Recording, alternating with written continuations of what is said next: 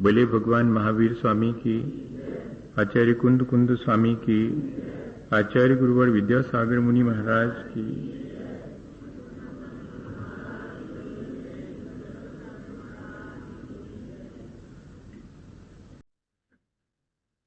हम सभी लोग पिछले कई दिनों से अपने जीवन में जो हम करते हैं उसी से हमारा व्यक्तित्व, उसी से हमारा जीवन, हमारी वाणी और विचार सभी प्रभावित होते हैं। तब हम क्यों ना ऐसा करें जिससे कि हमारा व्यक्तित्व ऊंचा उठे, हमारा जीवन अच्छा बने, हमारी वाणी और हमारे विचारों में भी श्रेष्ठता आए। जब ये जिम्मेदारी कर्मों की हमारी है तो फिर हमको कर्म करने का कौशल, कर्म करने की कुशलता भी होनी चाहिए। एक ज्ञानी और अज्ञानी दोनों अपने जीवन में कर्म करते हैं और कर्मों का फल भी भोगते हैं।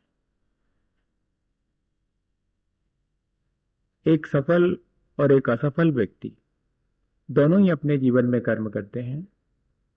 एक जैसे कर्म करने के बाद भी एक सफलता हासिल करता है, एक ज्ञानवान कहलाता है, एक असफल हो जाता है और अज्ञानी कहलाता है। बाह्य कर्म समान रूप से करने के बावजूद भी ऐसा क्या है जो हमारे जीवन को सफल और श्रेष्ठ बनाता है? तो असल में कर्म करने की हमारी जो कुशलता है वो हमारे जीवन को श्रेष्ठ बनाती है।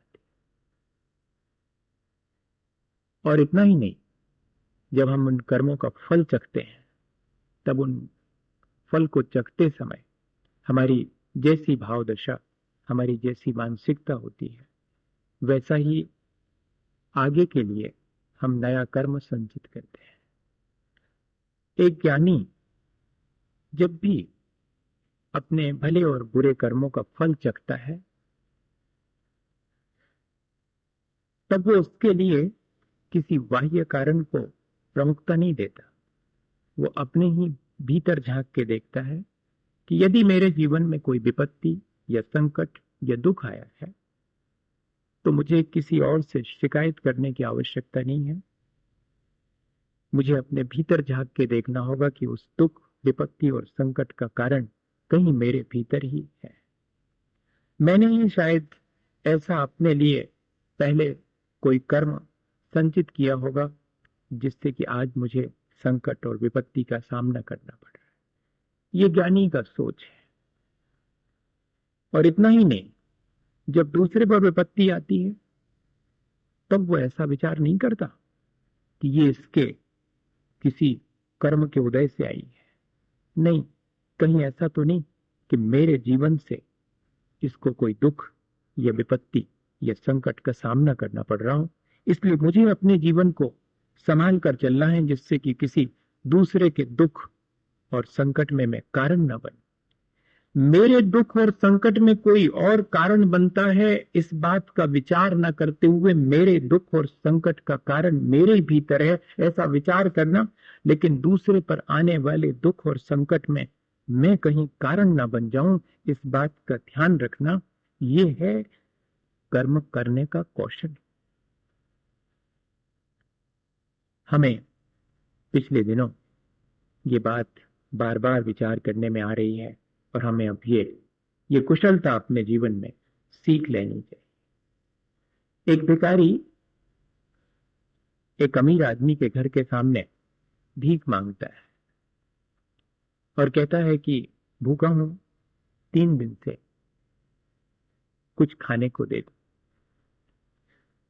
लेकिन उसके अपने भी किसी संचित कर्म का ऐसा संयोग है, ऐसा उदय है कि कोई उसकी इस बात को सुनकर विश्वास नहीं करता और उसके प्रति दया का भाव नहीं रखता। यह तो उसके अपने कर्म का उदय हुआ, लेकिन सामने वाला क्यों अपने उस दया और करुणा के सहज स्वभाव को भूल जाता है, यह भी विचारणीय है।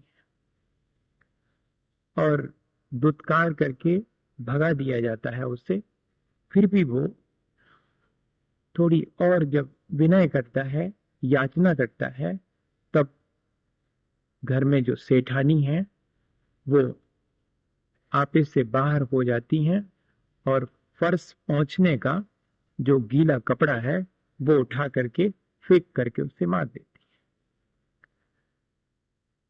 लेकिन मजे की बात यह है कि वो भिखारी इसके बावजूद भी प्रसन्न है। मेरे लिए इन्होंने खाने की कोई चीज नहीं दी, इस बात के लिए दुख करना ये तो व्यर्थ ही है।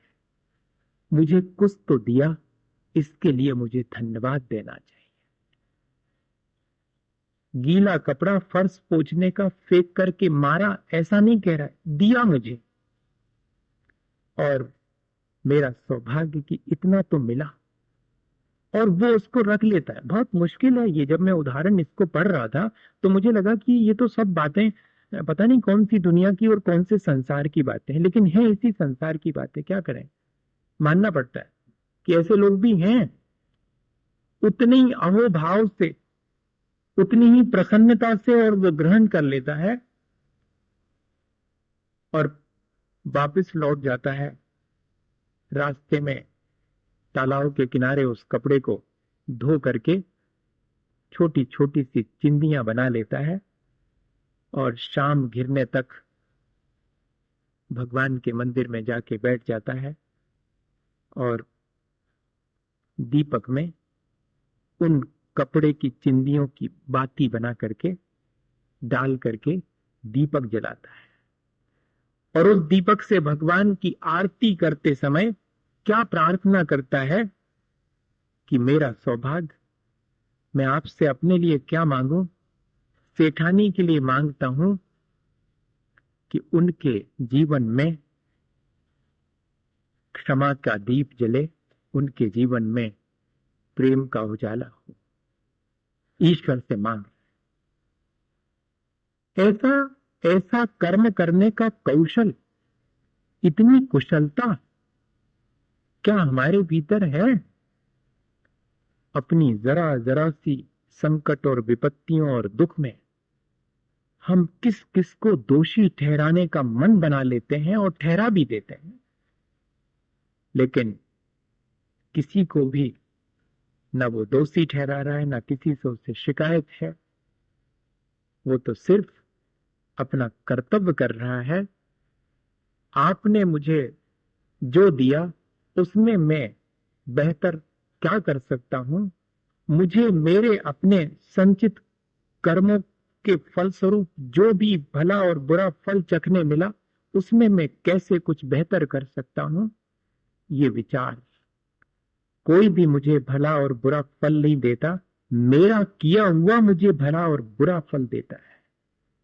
अगर ये चीज हमारे मन में बनी रहे तो हम आसानी से इस संसार में दुखों को जीत सकते हैं। अपने लिए दुखों का इंतजाम हम सोचते हैं कि कोई और करता है, लेकिन अपने लिए हर व्यक्ति दुखों का इंतजाम खुद करता है। जैसे हम अपने लिए सुख का इंतजाम करते हैं, किसी दूसरे को उसका श्रेय नहीं देना चाहते। बताइए कौन अपने सुखों के लिए दूसरे को श्रेय देगा? किसी ने दिया आज तक? किसी ने नहीं दिया होगा। मैं सुखी हूं, मैं अपनी वजह से सुखी हूं, किसी और की वजह से सुखी थोड़ी हूं। लेकिन मैं दुखी हूं तो किसी और की वजह से दुखी हूं, मैं अपनी वजह से दुखी नहीं। ये ध्यान ही नहीं जाता। नहीं, जिस तरह से मैं सुखी हूं तो अपनी तरह से सुखी हूं, उसी तरह अगर मैं दुखी हूं तो उसकी जिम्मेदारी भी मेरी है। मेरे भीतर उसका कोई कारण मौजूद है। अगर सुख सुविधा के साधनों के अभाव होने से कोई दुखी है, या कि सुख सुविधा के साधन मिल जाने पर फिर सुख होना चाहिए, धन मिल जाने पर फिर सुख होना चाहिए। लेकिन बहुत से ऐसे लोग हैं जिनको कि सुख सुविधा के साधन मिलने पर भी दुखी देखा जाता है। अच्छा, तो फिर पद प्रतिष्ठा का अभाव होने से शायद दुख होता होगा। अरे, तो ऐसे तो बहुत सारे लोग हैं जिनको पद प्रतिष्ठा मिल जाती, इसके बाद भी वे दुखी रहते हैं।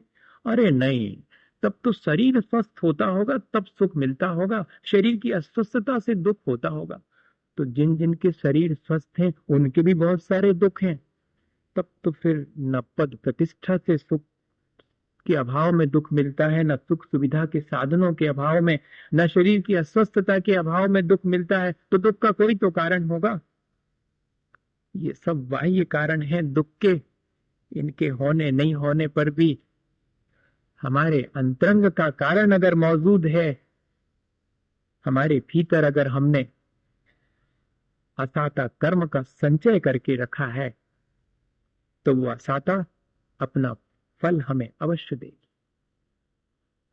और मैं अपने लिए असाता कमाता कैसे हूं, हमें सिर्फ इस पर विचार करना है, ताकि आगे मेरे जीवन में असाता, मेरे जीवन में दुख, संकट और विपत्ति ना आए। कोई कितना भी बाहर से मेरे जीवन के लिए संकट उत्पन्न कर सकता है, लेकिन जब तक मेरे असाता का भीतर कारण मौजूद नहीं होगा, तब तक कोई भी मुझे कितनी भी विपत्ति में डाल दे, वो विपत्ति भी मेरे लिए संपत्ति का काम करेगी। और ऐसे सैकड़ों उदाहरण भरे पड़े हैं। पुराण ग्रंथों को उठा करके देखें कि कितने कितने लोगों को विपत्ति में डाला, लेकिन उनके अपने संचित कर्म भले थे, इसलिए वो विपत्ति भी उनका कोई बिगाड़ नहीं कर पाई। तो भैया, मेरे अपने संकट और दुखों का कारण मेरे भीतर मौजूद है, तो मैंने ऐसा क्या किया होगा जिससे कि मेरे दुख और संकट आए, इस पर विचार करना है। आचार्य भगवंतों ने हमें विचार करके और दे दिया है एक सूत्र कि दुख शोक तापा क्रंदन बद परिदेव नान्यात्म परोभय स्थानान्य असद वेद्य। मैंने अपने लिए आज वर्तमान में जो मैं दुख भोग रहा हूं, उसका इंतजाम जो मैंने किया है, वो कौन से भावों से मैं अपने असाता का कर्म का संचय करता हूं, अपने दुखों का मैं स्वयं इंतजाम करता हूं। बड़ा ऐसा लगेगा कि अपने दुख का इंतजाम कोई खुद करेगा क्या? अज्ञानतावश हम क्या नहीं करते, मोह के वशीभूत होकर हम क्या नहीं करते, अपनी हमारी आसक्तियां हमसे क्या नहीं करवा लेती, हमारे दुख का उपाय हम अपने हाथ से कर लेते हैं। वो तो जब थोड़ी समझ आती है तब अपने ऊपर रोना आता है या हंसी आती है, कह रहे ये हम ही है जो हमने ऐसा किया और हमने अपने दुख का इंतजाम कर लिया। पर आचार्यों ने तो सूत्र लिख दिया, कितनी चीजें, दुख शोक ताप आक्रंदन बद परिदेवनानी आत्म पर उभय स्थानानी असद वेद्यस्य। मेरे भीतर अगर मैंने असाता संचय की है, जिसका कि फल मुझे आज भोगना पड़ रहा है, तो उस समय मैंने क्या क्या किया होगा, स्वयं भी दुखी और दूसरे को भी दुख में डाला होगा। आत्म पर उभय, स्वयं को भी दूसरे को भी और दोनों को ही मैंने दुख का इंतजाम किया होगा, दूसरे के लिए दुख का इंतजाम किया होगा, या कि स्वयं भी अपने जीवन में मैंने लगातार दुख का एहसास किया हो। दुख होने पर दुख का एहसास ना हो, हाँ ऐसा संभव है। हम सोचते हैं कि दुख में दुखी होने से ये दुख कट जाएगा। नहीं भैया, दुख तो झेले झेले कटता है, दुख तो दुखी होने से और बढ़ता है। देख लो आप, थोड़ा दुख है और आप अपने तरफ से दुखी हो लो तो कम हो गया क्या दुख, और बढ़ा ही और गया। आचार्य भगवंत कह रहे हैं कि दुख के निमित्त मिलने पर जो और दुखी होता है और दूसरे के दुख का इंतजाम करता है, मानिए वो अपने लिए असाता का संचय करता है। दुख इष्ट का वियोग होने पर, अनिष्ट का संयोग होने पर जिस तरह पीड़ा के परिणाम होते हैं, वे सब हमारे नए दुख का इंतजाम करते हैं। और ये तो 24 घंटे हम लोगों के साथ लगा हुआ है।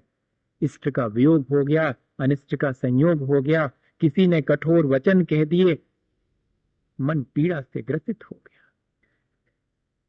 बहुत सावधानी की आवश्यकता है।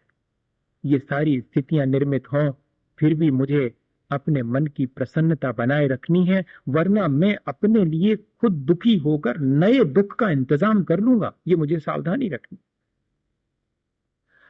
हम हमेशा ऐसा कहते हुए सुनते हुए पाए जाते हैं कि हम अपने आप दुखी हैं। आपको क्या मतलब? अरे नहीं भैया, आप अपने आप दुखी हैं तो आप अपने दुख का इंतजाम तो कर ही रहे हैं, और आपके दुखी होने से वातावरण भी प्रभावित होगा, वो भी दुखमय होगा। एक दुखी व्यक्ति के चारों तरफ पहुंच करके कोई भी व्यक्ति सुख का एहसास नहीं कर पाता, लेकिन एक प्रसन्न व्यक्ति के चारों तरफ कोई भी पहुंच जाए, वो दुखी भी हो तब भी थोड़ी देर को अपना दुख भूल करके प्रसन्नता का अनुभव कर सकता है। इसलिए ऐसा नहीं सोचना कि मैं दुखी हूं। जब जब मैं दुखी होता हूं तो दूसरे को दोषी ठहराने का भाव मेरे अंदर आता है कि मेरे दुख का कोई कारण है, और तब मैं दूसरे को भी दुखी पहुंचा करके फिर सुख का अनुभव करता हूं। ये मेरे भीतर एक मिथ्या भाव उत्पन्न होता है अपने दुख के क्षणों में। इसलिए जब इष्ट का वियोग हो, अनिष्ट का संयोग हो, या कि अपने अनुकूल कोई वचन न कहे जाएं, तब बहुत सावधानी रखने का काम। शोक किसी हितैषी व्यक्ति के विच्छेद हो जाने पर कोई कारण निर्मित हो जाता है। डाइवोर्स कैसे होता है?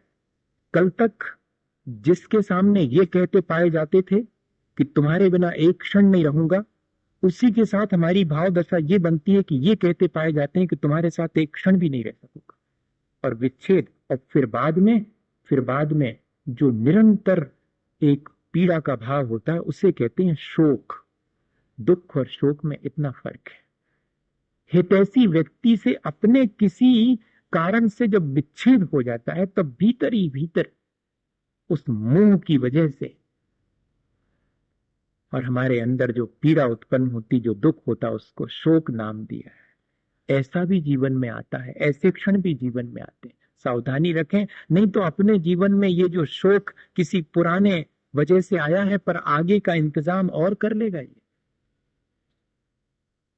और ताप, किसी को भी कठोर वचन नहीं बोलना, क्योंकि किसी के भी कठोर वचन सुनकर के भीतर भीतर जो एक जलन उत्पन्न होती है, जैसे कि हमने एक आपको उदाहरण सुनाया था कि शेर जब घर आ गया था तो जीवन साथी ने कह दिया था कि ये शेर थोड़ी है, तो गधा है, हमारी लकड़ियां लाता है जंगल से। तब वो जो एक वचन था वो उसके भीतर घाव की तरह जलन देता था, जैसे कि घाव जलन देता है।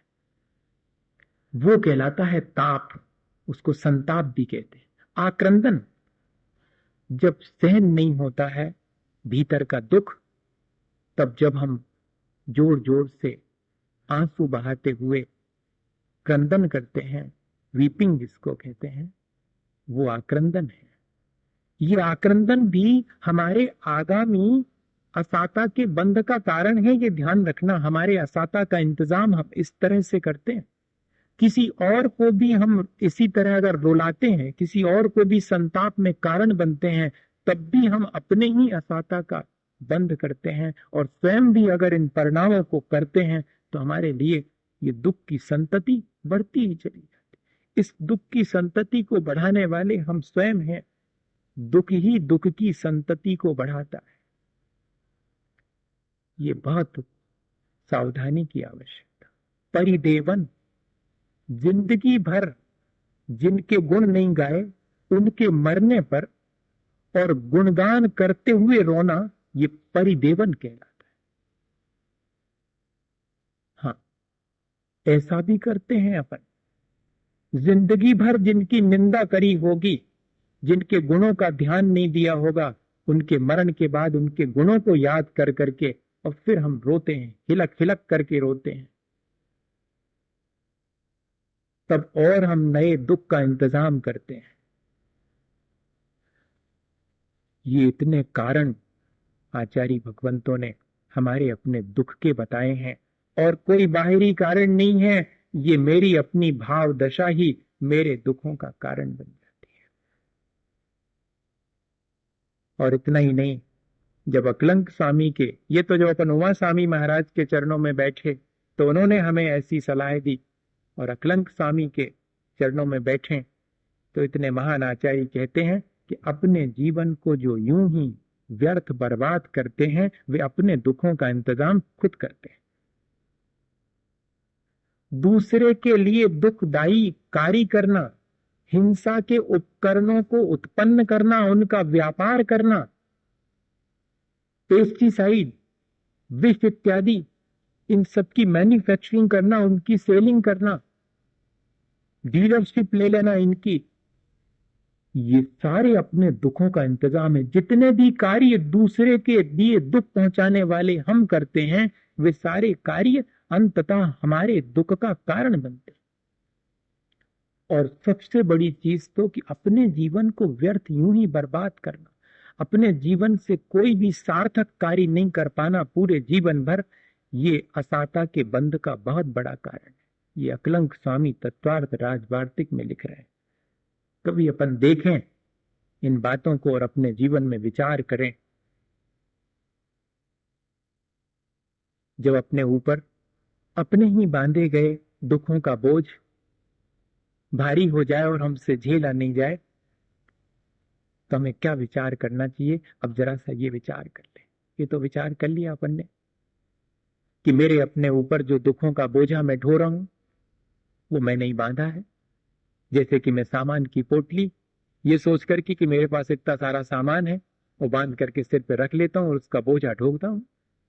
लगता है कि जैसे कि मैं बहुत सारा सामान लिए हूं, लेकिन मैं तो उसके बोझ से दबा जा रहा हूं, ये दिखाई नहीं पड़ता। ऐसे ही जब जब मैं दूसरे के दुख का इंतजाम करता हूं तो सोचता हूं देखा कैसा बच्चों को दुख में डाला, लेकिन उस समय मैं अपने सिर पर दुखों का जो बोझा बांधता हूं उसकी तरफ ध्यान नहीं जाता। आचार्य भगवंत ध्यान दिला रहे हैं कि अगर चलो अज्ञानतावश मोह के वशीभूत होकर, आसक्ति के वशीभूत होकर के और मैंने अपने दुख का इंतजाम कर लिया है तो उपाय क्या है। तो उपाय बताते हैं कि ये तो हो गए अपने असाता के उपाय। साता के उपाय की चर्चा नहीं करूंगा आज, साता के उपाय की तो कल चर्चा करूंगा अगले सूत्र की। लेकिन आज तो सिर्फ ये देख लूं कि इन दुखों के आ जाने पर मैं क्या करूं, मैं क्या कर्म करूं। ये तो ठीक है कि मेरे अंदर जो भी साता है उसके लिए मैंने क्या क्या करा होगा उस पर विचार कर लेंगे और आगे के लिए तैयारी कर लेंगे कि और साता बने वो अपन अलग से करेंगे। लेकिन आज अब तो जबकि मेरे ऊपर दुखों का बोझा इतना भारी हो गया है, मेरे पल्ले में कुछ साता है ही नहीं, तब ऐसी असाता की स्थिति में मैं क्या करूं, क्या उपाय करूं। तब उसके लिए आचार्य भगवंत कहते हैं कि सबसे पहली चीज दूसरे से अपेक्षाएं कम करो, शिकायत कम करना कम करो। जब भी दुख आवे तो कम से कम दूसरे ने दुख दिया है ऐसा विचार ही मत करो। मेरे ही भीतर दुख का कारण है भैया, तुमने कुछ नहीं किया। सामने वाला अगर ये फील भी करे कि मेरी वजह से आपको दुख पहुंचा तो उसके पैर छू करके कहना कि नहीं ऐसा मत करो, आपकी वजह से मुझे कोई दुख नहीं है, दुख तो मेरे भीतर, मैंने ही कुछ ऐसा किया होगा जिससे कि मुझे दुख पहुंच गया। कोई अगर मुझे दुख के कारण भी निर्मित करे तब भी मैं उससे यही कहूं कि तुमने मेरे लिए क्या, तुम क्या दुख दोगे मुझे, मेरे कर्म मुझे दुखी कर रहे हैं, तुम्हारे कर्म तो तुम्हें दुखी करेंगे, मुझे थोड़ी दुखी करेंगे। किसी के कर्म किसी और को दुखी करें ऐसा नहीं होता, हमारे कर्म हमें दुखी करते हैं। तुम वो जो हमें दुख पहुंचाने का कर्म कर रहे हो उसका फल तुम्हें जब मिलेगा वो तुम्हें दुखी करेगा। अभी मैं तुम्हारे किए गए कर्म से थोड़ी दुखी हूं, मैं तो अपने किए कर्म से। और ये बहुत कठिन है, ये विचार आना बहुत कठिन है, लेकिन करना तो पड़ेगा। आज नहीं करेंगे कल करेंगे, कल नहीं करेंगे परसों करेंगे, पर आना चाहिए। और देखो भैया, अपने दुख से दुखी लोग ज्यादा नहीं है, दूसरे के दुख से दुखी लोग तो और ही कम हैं। अपने दुख से दुखी लोग तो संसार में मिल जाएंगे कि उनको शरीर ठीक नहीं मिला, आर्थिक स्थिति कमजोर है, पद प्रतिष्ठा नहीं मिली, सुख सुविधा के साधन नहीं मिले, तो इस वजह से दुखी है। ऐसे लोग तो बहुत ज्यादा नहीं है। और इससे भी कम हैं ऐसे लोग जो दूसरे के दुख से दुखी हैं कि भैया इनके दुख कैसे दूर करूं। ऐसे तो महान लोग हैं, वो कहीं मिल जाएं तो पैर छू लेना, जो दूसरे के दुख से दुखी हो। अपने दुख से दुखी तो संसार में बहुत मिलेंगे, वे भी लेकिन उतने नहीं हैं, उससे भी ज्यादा हैं दूसरे के सुख से दुखी। हाँ, दूसरे के दुख से दुखी बहुत कम, उससे ज्यादा अपने दुख से दुखी, और सबसे ज्यादा दूसरे के सुख से दुखी लोग, कि दूसरा क्यों सुख से जी रहा है, इस बात की बड़ी तकलीफ।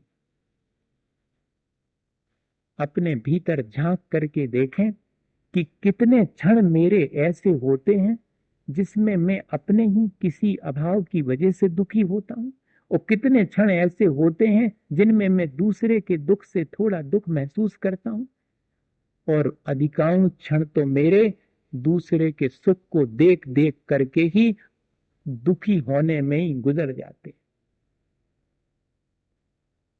और ऐसे दूसरे के सुख से दुखी लोगों को तीर्थंकर भी आ जाएं, भगवान भी आ जाएं, तो सुखी नहीं कर सकते। जो दूसरे के सुख से दुखी है उसके लिए दुख से बचने का कोई इंतजाम नहीं। अपने दुखों से बचने का तो उपाय, बेटी का ब्याह करके विदा कर रहे हैं, दुखी है मन, लेकिन प्रसन्नता है कि सुख से रहेगी, कोई असाता नहीं बंध रही, आंसू गिर रहे हैं फिर भी। बेटा जा रहा है विदेश पढ़ने के लिए, आंसू टपक रहे हैं, सिर पर हाथ फेर के विदा दे रहे हैं, पर मन प्रसन्न है, भविष्य उज्जवल हो जाए, इतना ही चाहते हैं। धर्मात्मा का संयोग मिला, एक दिन धर्मात्मा दूर जाता है, तब उसको भेजने जा रहे हैं, आंखों में आंसू हैं, लेकिन मन प्रसन्न है कि जब तक ये रहे तब तक हमने धर्म सीख लिया, अब धर्म हमारे साथ है, ये भले ही दूर चले जाएं लेकिन धर्म तो दे करके जा रहे। तब भी कोई असाता नहीं बंधेगी। दूसरे के दुख से दुखी होने वाले को भी साता ही बनती है, और इस तरह के विचार करने वाले को भी साता ही बनती है। असाता तो तब बनती है जबकि हम दूसरे के सुख को सहन नहीं कर पाते हैं और भीतर ही भीतर शोक संताप से ग्रसित हो जाते, तब और नई असाता का बंध करते। एक उदाहरण है, शायद मैंने पहले सुनाया हो, पर इस अवसर पर फिर से अपन उसको रिवाइज कर लें। कैसे हम अपने लिए दूसरे से दुख कमा लेते हैं, हमारे अंदर आदत बन जाती है, कितनी भी सुख सुविधाएं हमें मिल जाएं फिर भी हम सुखी नहीं हो सकते, कितना भी सब हमारे लिए फुल फैसिलिटीज मिल जाए, लेकिन जिसने दुखी रहने की आदत बना ली उसको भगवान भी सुखी नहीं कर सकते। हमें इस आदत को छोड़ना चाहिए, अपेक्षाओं को घटाना चाहिए, शिकायत की प्रक्रिया को कम करनी चाहिए, तब हम दुख से बच पाएंगे। और इतना ही नहीं, मैंने जीवन में जो सार्थक किया है उसका विचार करने से दुख कम हो जाते, निराशा नहीं होती। हाँ, एक पेड़ की पत्ती टूटते समय कांप रही थी, कवि ने कल्पना करी और उसको दिलासा दी कि तुम क्यों कांप रही, तुम क्यों घबरा रही, अरे तुम्हारा जीवन तो सार्थक हो गया, तुमने वो जो थोड़ी सी छाया किसी को दी है, ये क्या कम है? उस एक पत्ती से भी थोड़ी सी छाया तो हुई होगी, इसका विचार करो। मेरे अपने जीवन से दूसरे के लिए कोई जो लाभ पहुंचा होगा उसका विचार करना और अपने दुख को झेल लेना, ये भी एक दुख से बचने का उपाय है। दुख आ जाने पर, और वो जो मैं आपसे कह रहा था कि कैसे हम अपने अपने आप के स्वभाव में दुख डाल लेते हैं। एक बेटे से पिता को हमेशा शिकायत रहती, आपको याद आ गया, और उन्होंने अपने दोस्त से भी कहा कि बेटे को जरा समझा देना, हमारी तो जिंदगी इतनी निकल गई, हमारे मन की एक काम नहीं करता, वो सब उल्टे उल्टे काम करता है। तो उनके मित्र ने बेटे से कहा कि भैया पिताजी की कितनी रह गई, कम से कम उनके मन की तो कर दे तू करे। कहले कहां तक मन की करें, जो करते हैं उसमें उनको दुख। कहले बताओ फिर भी हुआ क्या? कहले हमने नए कपड़ा बनवाए, पिताजी से पूछ के बनवाए थे, और हमने भी नए कपड़े पहन करके दुकान पहुंची, सो कहले हो हम कमा कमा के रखत जा रहे हैं, जिस साहब ज्यादा बने मिटा रहे हमारी संपत्ति। हमने कहा ठीक है भैया गलती हो गई, हमने बेकार में जो पहने हम खराब वाले पहन लेंगे, जो पुराने पड़े वही पहन लेंगे। हम 4 दिन के बाद दुकान पे फटे तो नहीं थे, पुराने थे, पुराने पहन के गए, तो कहने लगे लजवाब ने अभी हम कमाऊ थे, कम से कम हमारे सामने तो अच्छे पहन लू। अब बताओ आप, अब जिस व्यक्ति को किसी भी स्थिति में सुखी नहीं रहना, हर स्थिति में दुखी रहना, तो हम क्या कर सकते हैं? ऐसे लोगों के सुख का कोई इंतजाम नहीं कर सकता, भगवान भी नहीं कर। भैया इस आदत को छोड़ना चाहिए। अगर अपने भीतर ये आदत पड़ गई है ऐसी कि हर एक काम में जो है हमें दूसरे के, अपने जीवन में दुख निकालने की आदत पड़ गई है हर एक चीज से, तो नहीं, ऐसा इससे अपना जीवन सुधरेगा नहीं। और आखिरी बात कि अब अपने जीवन में सावधान हो जाएं कि दूसरे को मेरे से दुख ना पहुंचे, कम से कम दुख पहुंचाने का मेरा भाव तो न रहे। हो सकता है मैं सुबह से शाम तक उठूं बैठूं, आऊं जाऊं, बोलूं खपूं, मेरे नहीं चाहते हुए भी दुख पहुंच सकता है, पर मैं चाहा नहीं कि किसी को दुख पहुंचे। मेरी मानसिकता तो कम से कम मैं ऐसी ना रखूं कि किसी को दुख पहुंचे। और फिर इतना ही नहीं, मैं अपनी क्रियाओं को भी जरा विचार करूं। ऐसा ना हो कि मैं भले ही दुख देने का विचार नहीं करता, लेकिन मेरी क्रियाएं जरा अव्यवस्थित हैं तो उनसे दुख पहुंचता है, तो मुझे अपनी क्रियाओं को भी व्यवस्थित करना है। मेरा भाव तो खराब नहीं है, लेकिन मेरी वाणी सुनकर के दूसरे को क्षोभ उत्पन्न होता है, दुख होता है, तो मैं जरा अपनी वाणी पर नियंत्रण कर दूं। ठीक है, मेरे मन में तो ऐसा कोई भाव नहीं। कई बार ऐसा हो सकता है कि मन में भाव ना हो और वाणी से कोई चीज ऐसी निकल जाए, तो बाद में हम अपने को संभाल सकते हैं कि भैया मेरा आशय ऐसा नहीं था। ये चीज हमें सीखनी पड़ेगी, ये कर्म करने की प्रक्रिया हमें सीखनी पड़ेगी अगर हम अपने लिए आगे और दुख नहीं चाहते हैं। जितने दुख हैं उनको हम कैसे झेलें और उनमें हम अपनी प्रसन्नता को कैसे बरकरार रखें, ये हमने सीख लिया। और अब हम आगे के लिए दुखों का इंतजाम दूसरे के लिए ना करें, तब हमारे लिए भी दुख दूर हो जाएंगे। एक कैसे कैसे ये होता है कि जब हम दूसरे को तो देते हैं दुख और वो लौट करके हमारे ही ऊपर आता है। अच्छा देखो, किसी गुफा में, किसी गुंबद के नीचे खड़े होकर के जोर से बोलो, गाली दो, तो क्या होगा? वापस आएंगे, लो अपनी वापस ले लो। ये संसार भी इसी तरह की प्रतिध्वनियों का संसार है, जिसमें हमारी ये ध्वनि लौट करके हम तक आती। यहां हम जो फेंकते हैं वो हम तक वापस लौट करके आता है। ये सावधानी हमारी है कि हम देख करके और कार्य करें। कैसे? एक उदाहरण है। सबके जीवन में ऐसा घटित होता, किसी के जीवन में तुरंत होता। असल में क्या है ना, मुश्किल ये है कि ये कर्मों का फल जो है वो पूरा का पूरा अगर तुरंत ही मिल जाता तो लोगों की समझ में आ जाता, लेकिन ये थोड़ा बहुत तुरंत मिलता है, बाद में मिलता है, तब तक हम भूल चुकते हैं कि ये कौन सी चीज का फल। आवे तो हमने कच्चू नहीं करो और जो एक और मुसीबत आ गई, हम अच्छे अच्छे चले जा रहे और जब मुसीबत आ गई। ये असल में तुरंत के तुरंत मिलकर के हिसाब चुकता हो जाता तो भी था, लेकिन ऐसा नहीं है। इसके आफ्टर इफेक्ट्स बहुत होते हैं, दूरगामी परिणाम बहुत होते हैं जो हम एक क्षण में करते हैं। वो कहते हैं ना कि तवारीखों के वे मंजर भी हमने देखे हैं, जब लम्हों ने खता की और सदियों ने सदा पाई। एक क्षण को हम चूके थे और कई कई दिनों तक हमें उसका पनिशमेंट, उसका फल भोगना। ऐसी स्थिति हमारे साथ बन जाती, इसलिए बहुत सावधानी की आवश्यकता। किसी के जीवन में तो तुरंत रिटर्न होके आता है। उसका उदाहरण है एक व्यक्ति, ये माने सच्ची घटना है। एक व्यक्ति ने अपने बेटे की शादी में बेटी वालों को इतना अधिक परेशान किया, इतनी तकलीफ पहुंचाई कि जो देखने वाले सज्जन पुरुष थे उनको भी अच्छा नहीं लगा कि भाई ये तो ठीक नहीं। और उसमें से एक व्यक्ति ने आकर के, ये कन्हैयालाल प्रभाकर मिश्र ने लिखा है उनके जीवन का संस्कार, उन्हीं ने लिखा कि मैंने जाकर के उनसे कहा कि ये आपको शोभा नहीं देता। तो मालूम उन्होंने क्या कहा? अरे जनक तुम नहीं जानते, गन्ने को निचो जब वही रस निकलता है। ऐसा उदाहरण दे। इतना सब करने के बाद भी क्या उदाहरण दे रहे हैं वो, कि गन्ने को निचो तब रस निकलता है। इनने कहा भैया ऐसे व्यक्ति से अपन, जो आदमी के स्तर से नीचे उतर जाए, उससे बात करने का क्या औचित्य है? कोई औचित्य नहीं। तो ये अपने एक तरफ हो गए। 2-3 साल के बाद उन्हीं सज्जन की, जिनकी बेटे का ब्याह हुआ था, अब बिटिया का ब्याह हुआ। और उनकी बिटिया के ब्याह में बेटे वाले ने उनकी जो दुर्दशा करी तो लोगों से देखी नहीं गई। हाँ, उसी जीवन में। और अब की बार रास्ते में मुंह लटकाए और फिर मिल गए वो। भैया उदास क्यों हो, क्या बात हुआ? अब बिटिया आ जाएगी, हफ्ते भर में आ जाएगी, इतनी उदासी की। अरे कह ले बात नहीं है। कह ले बात क्या है? कह ले भैया आप तो लड़की वाले को कोई आदमी नहीं समझता। आप कह रहे हो? अरे भैया आप तो लड़की वाले को कोई आदमी नहीं समझता। तो बोले हमने उनसे कहा तो नहीं, पर हमारे उसमें आ गया कि ठीक तो है, आदमी क्यों समझेगा, क्योंकि आपने भी तो पहले गन्ना की उपमा दी थी। आपने भी कहा आदमी समझा था, आपने भी तो गन्ना ही समझा था जिसको कि निचोने पर रस निकलता है। भैया हमारे साथ ये सारी चीजें हम खुद इकट्ठी करते हैं। जैसा हम व्यवहार दूसरे के साथ करते हैं वो हम तक लौट करके आता है।